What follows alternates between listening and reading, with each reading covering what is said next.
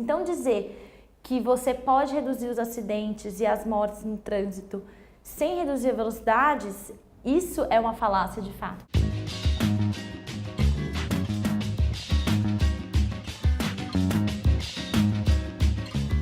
Com o fim das eleições municipais em São Paulo, uma nova etapa começa na cidade.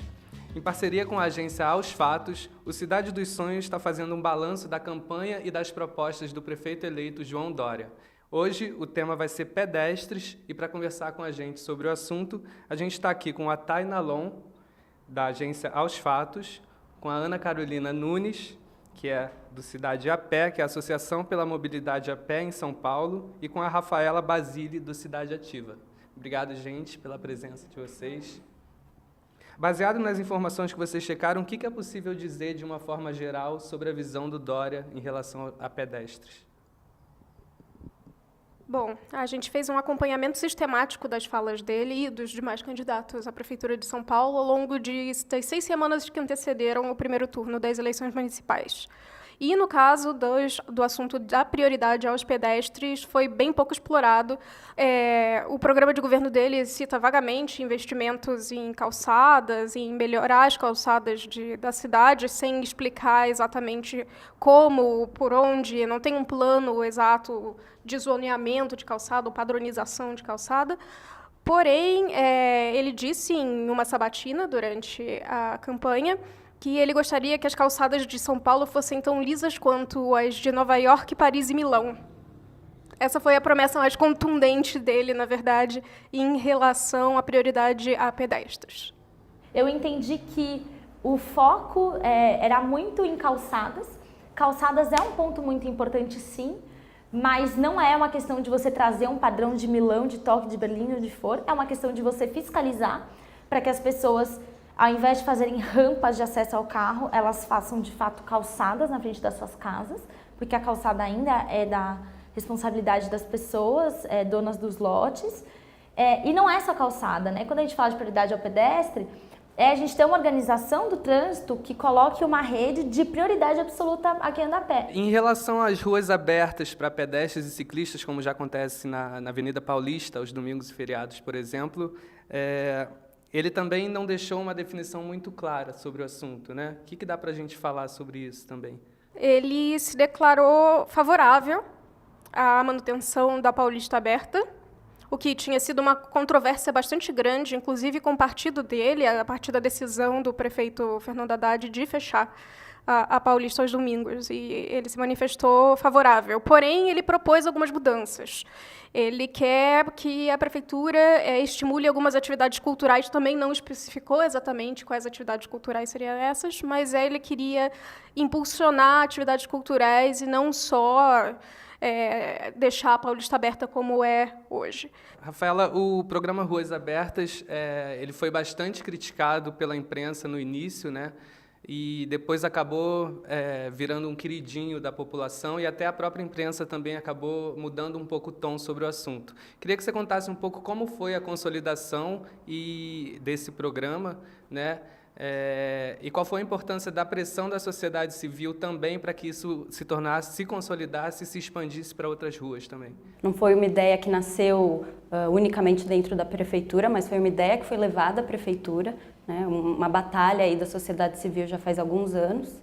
Então foram feitos testes, né? Foram realizados testes para de fato verificar se seria possível fechar a avenida para os carros e abrir a avenida para as pessoas, e isso se mostrou factível, isso teve pouco impacto no tráfego, e a nossa ideia agora é, mesmo com a mudança de gestão, que a gente possa continuar com esse programa e aprimorar. Então é muito importante que a próxima gestão compreenda que isso é um processo, né, e que não pode simplesmente olhar e falar, então aqui tem gente, aqui não tem gente, então aqui vai fechar, aqui não vai, né, porque na verdade o que a gente precisa fazer é terminar esse processo de amadurecimento para que as pessoas se apropriem do programa e assim ele tenha mais garantia de continuidade. E eu queria que vocês comentassem qual a avaliação de vocês sobre o que o Dória, durante a campanha eleitoral e após a campanha eleitoral, sobre as declarações dele. Eu acho que talvez ele não tivesse tanta noção da mobilização que existe na sociedade civil em torno desses programas todos, com relação à mobilidade, com relação a próprio Ruas Abertas. e acho que ele está percebendo que é necessário manter o diálogo com essas pessoas. Eu tenho uma visão de que a gente vai ter espaço para contribuir dentro da gestão dele e acho que vai ser muito difícil ter retrocesso no Ruas Abertas se a gente continuar como comitê participando disso junto com ele. Uma das bandeiras que o Dória aparentemente se apoiou durante a campanha foi o aumento das velocidades máximas permitidas em algumas vias. O assunto acabou gerando uma série de críticas quando ele assumiu essa posição. E o que eu queria te perguntar é se, ao longo da campanha, se o Dória sentiu essas críticas e acabou mudando um pouco o seu posicionamento ou não, se ele manteve isso do início ao fim. Em relação particularmente à campanha, não, ele manteve isso do início ao fim. Eu acho que essa foi a defesa mais contundente dele durante a campanha, que era a retomada da velocidade conforme era antigamente, que era a velocidade máxima de 90 km por hora na principal via expressa das Marginais. De cabeça, assim, eu consigo me lembrar ao menos umas 6 vezes que ele fez uma defesa enfática, pelo menos todos os debates ele abordou essa retomada da velocidade inicial. Agora, uma semana e pouco depois de eleito, a gente está vendo ele balançar um pouco em relação a essas afirmações tão categóricas que ele teve durante a campanha, mas é o tipo de coisa que a gente só vai ver quando ele tomar posse e em tomando posse, se vai ser realmente no primeiro dia ou na primeira semana, conforme ele tinha prometido. Bom, no sábado, dia 8 de outubro, várias associações ligadas à mobilidade fizeram uma plenária para discutir as principais estratégias pós-eleições, né? E uma das questões decididas é que nós não abriríamos mão de manter as velocidades nas marginais. Porque isso poderia abrir um precedente desastroso para, enfim, seguir aumentando as velocidades em outras vias. E 2, porque isso contraria todos os manuais de segurança de trânsito no mundo.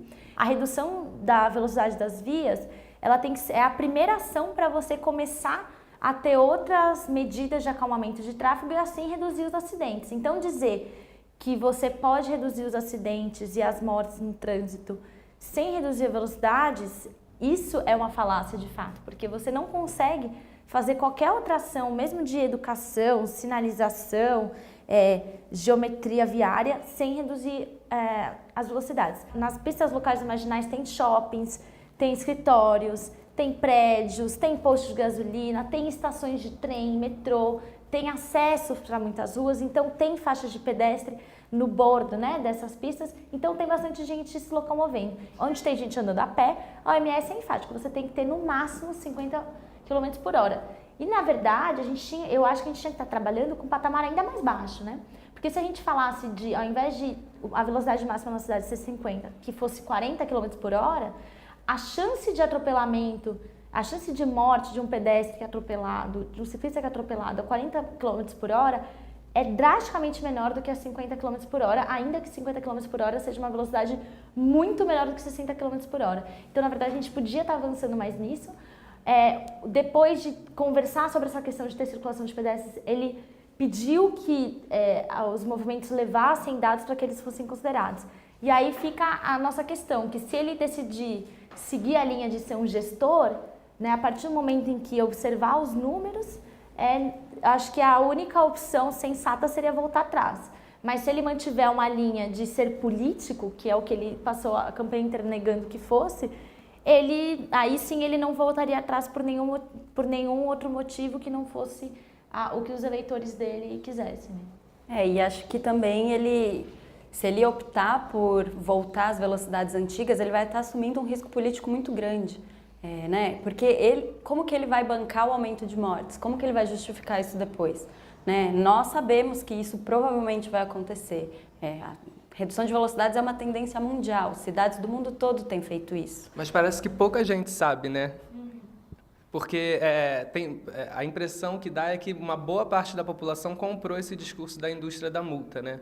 Então, também tem um papel aí de sensibilização da própria sociedade, né? Então, como é que a gente faz esse jogo de sensibilização, não só do prefeito eleito, mas também da sociedade que tem muita gente que apoia, né?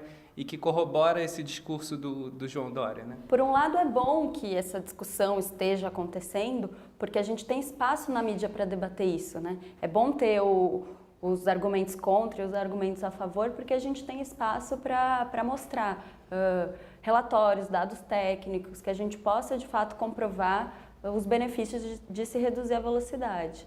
Mas eu acho que o principal aí é a gente jogar limpo, né? De não negar o que é ciência, o que é engenharia de trânsito e entender que, na verdade, a gente está falando de vidas, né? Mais do que uma política pública, a Rafaela falou aqui do risco de aumentar as velocidades e o que vai fazer com as mortes que ocorrerem. A gente não pode testar políticas com mortes, né? A gente não pode falar assim, não, a gente vai voltar aqui e vai ver o que acontece. Se morrer muita gente, a gente volta. Porque são pessoas, né? E o Estado tem que se responsabilizar pela integridade física das pessoas. Então, é incabível a gente trabalhar nessa argumentação sem entender que a gente está falando da vida. Porque como você vai falar de priorizar os pedestres e, por exemplo, colocar para as pessoas andarem a 70 km por hora nas locais dos marginais, sendo que para quem atravessa pontes como a cidade universitária, que é uma ponte com muito fluxo de pedestres, né? Ou mesmo a Ponte das Bandeiras na Zona Norte, para quem vai ali para a região do Shopping D ou da Escola Técnica, sabe que as alças das marginais são locais onde o pedestre ele atravessa como se tivesse um tiroteio, porque é muito difícil você prever, porque é carro vindo em uma velocidade muito alta. Se você aumenta a velocidade, é aí que você tira a prioridade do pedestre.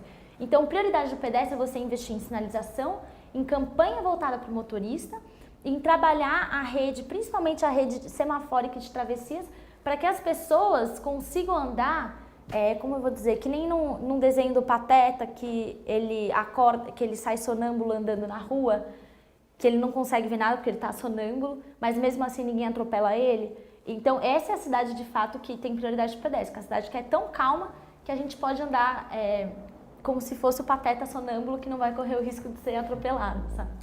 Sim, acho que a redução de velocidades ela é um primeiro passo para a gente trazer esse acalmamento de tráfego, mas não é só isso, a gente tem que, a partir do momento que a gente reduz, repensar a geometria dessas vias. Então a gente precisa redesenhar esses locais, diminuir faixas, aumentar calçadas, aumentar tempo semafórico, são muitos outros fatores que devem vir juntos para de fato a gente ter segurança para os pedestres. E se a gente ainda está discutindo redução de velocidades, voltar às velocidades antigas é um retrocesso enorme, porque a gente tem que continuar avançando na discussão e continuar avançando na transformação da cidade.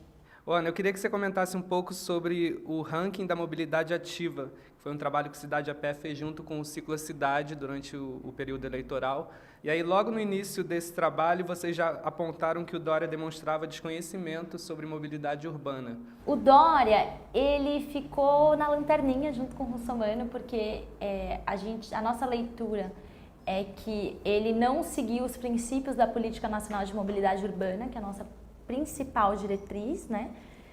Nós montamos uma agenda de compromissos para a mobilidade ativa, pensando nas ações que o próximo prefeito poderia adotar para tornar a cidade melhor e mais segura para quem caminha ou pedala.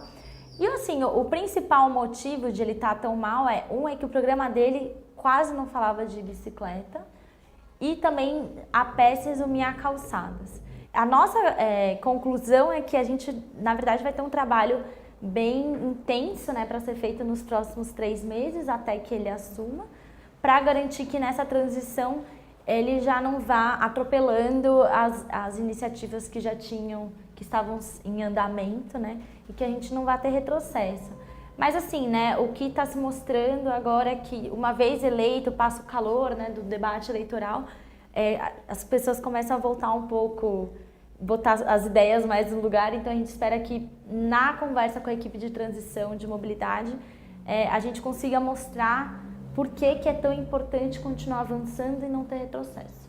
Acho que essa discussão da mobilidade, ela, né, vem forte aí há algum tempo, né, principalmente a partir da gestão do Haddad, e que a gente vê que isso tem crescido, não só discussão na mídia, mas existem cada vez mais grupos trabalhando no tema.